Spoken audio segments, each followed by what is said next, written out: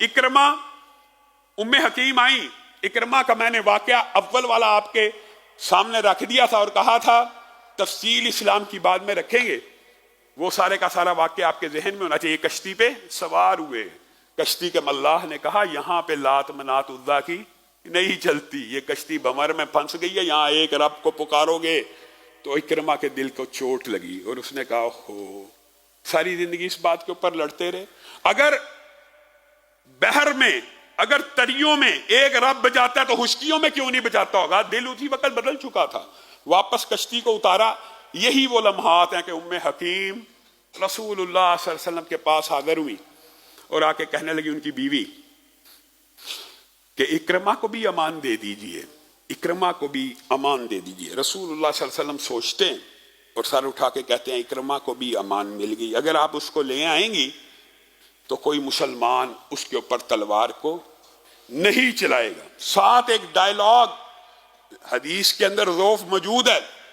Dialogue कहा है, मुकालमा किया साहबा से, इकरमा आने वाला है, इकरमा आने वाला है, और अगर इकरमा आएगा खबरदार उसके सामने किसी ने उसके बाप को बुरा नहीं कहना। कौन बाप? अबू जहल, जो फिरऔन है इस उम्मत का, उसको उसके सामने बुरा ना कहना। बाप की असबियत ना जाग जाए, बाप की मोहब्बत ना जाग जाए, उसके सामने मत कहना। ठीक है। उम्मे हकीम अपने गुलाम के साथ तलाश में निकली। ये एक अलग बाब है, फिका का अली बत्ता एक मशहूर बाब है। उसके उनके गुलाम ने उनके साथ बुरा अमल करने की कोशिश की है और उन्होंने उससे किसी न किसी तरह छुटकारा पाया। ऐन उस वक़्त जिस वक़्त इकरमा मल्लाह को कह रहे हैं मुझे साहिल पे वापस उतार दे, वो जो तरियों में सुनने वाला, वो हुश्की पे भी सुनने वाला, मैं गौर फिक्र करना चाहता हूं। ऐन ये वो लम्हा है जब वो उतर रहे हैं, सामने बीवी खड़ी उम्मे हकीम। हाँ जी, कहां आई हो? ये सारा मामला हुआ, गुलाम का वाकया बतलाया, रसूलुल्लाह से अमान को तलब कर लिया। क्या रसूलुल्लाह ने मेरी अमान दे दी? जी हाँ। पहले तो इकरमा ने उस गुलाम को कत्ल किया कि जिन्होंने उनकी बीवी के साथ दस्तदराजी की कोशिश की, और बाद में यकीन ना आया कि रसूलुल्लाह सल्लल्लाहु अलैहि वसल्लम मेरे लिए भी अमान दे। हाँ हाँ, वो आपके चचादाद हैं। और यही बात उमैर ने सफवान को भी कही थी, वो आपके चचादाद हैं, उनकी इज्जत तुम्हारी इज्जत, उनकी बादशाही तुम्हारी बादशाही, उनका इकराम तुम्हारा इकराम। तो अरबों में ये एक खास अंदाज था कि मेरी फतह तेरी फतह, मेरी कामयाबी तेरी कामयाबी, मुआहिदा इस अंदाज में किया करते। आज भी बड़े पंचायतों के अंदर या बड़े जो सियासी लीडरान होते हैं, जब किसी को अपने साथ मिलाना होता है तो ये जुमला तब से चला आ रहा है, मैं जीतूंगा तो समझी तू जीत गया, मैं वजीर बन गया तो समझी तू वजीर बन गया। तो ये डायलॉग वहां पे उम्मे हकीम ने भी कहे और उमैर बिन वहाब ने भी कहे।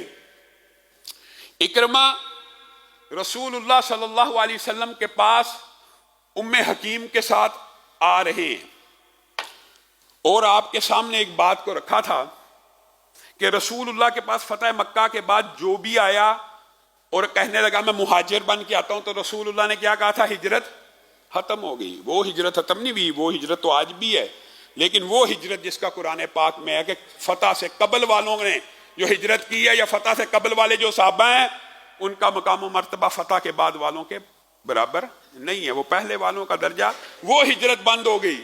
मक्का से या पूरी दुनिया से जो मदीना की तरफ हिजरत होती थी, रसूलुल्लाह ने मना कर दिया कि अब तो हिजरत बंद हो गई है, अब तो इस्लामी रियासत कायम हो चुकी है, अब तो गैर इस्लामी मुमालिक में से कोई हिजरत करके आए तो होगी, मुसलमान मुमालिक और उसकी सरहदों के अंदर से कोई बंदा कि मैं हिजरत करके मदीने आ रहा हूं, तो ये हिजरत नहीं।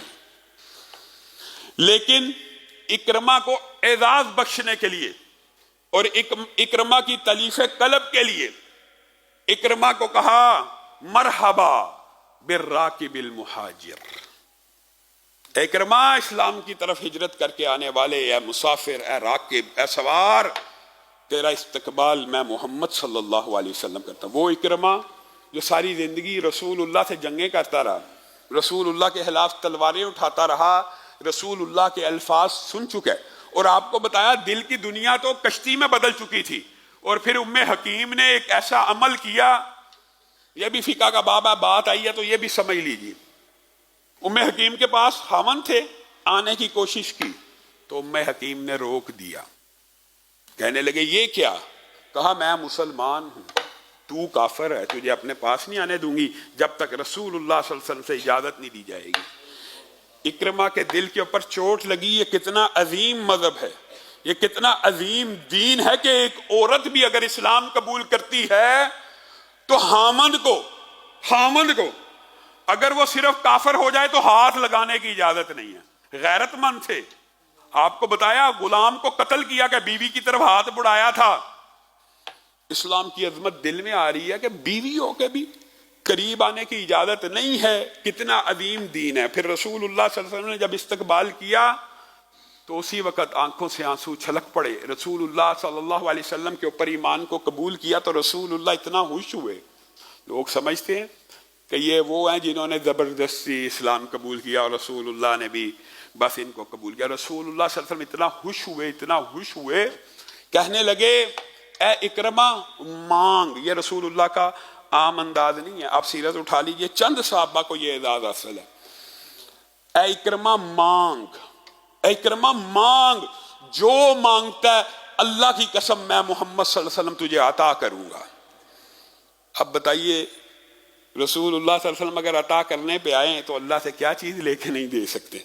ए इकरमा मांगिए, जो आप मांगेंगे तकसीम करने की अशिया में से मैं मोहम्मद सल्लल्लाहु अलैहि वसल्लम उसको अता कर देगा। तो इकरमा के ऊपर भी कुर्बान जाएं। जब इस्लाम कबूल किया दिल की दुनिया बदल गई तो कहने लगे अल्लाह के रसूल दुनियावी माल, दुनिया की ज़ेब ज़ीनत अब नहीं, अब मेरे लिए दुआ कीजिए कि जितनी देर आपका दुश्मन रहा वो सारी दुश्मनियां अल्लाह माफ कर दे, जितनी देर आपके खिलाफ रहा वो सारी मुखालफतें अल्लाह माफ कर दे, जितनी देर आपके खिलाफ तलवार उठाता रहा उन तलवारों का उठाना अल्लाह माफ कर दे।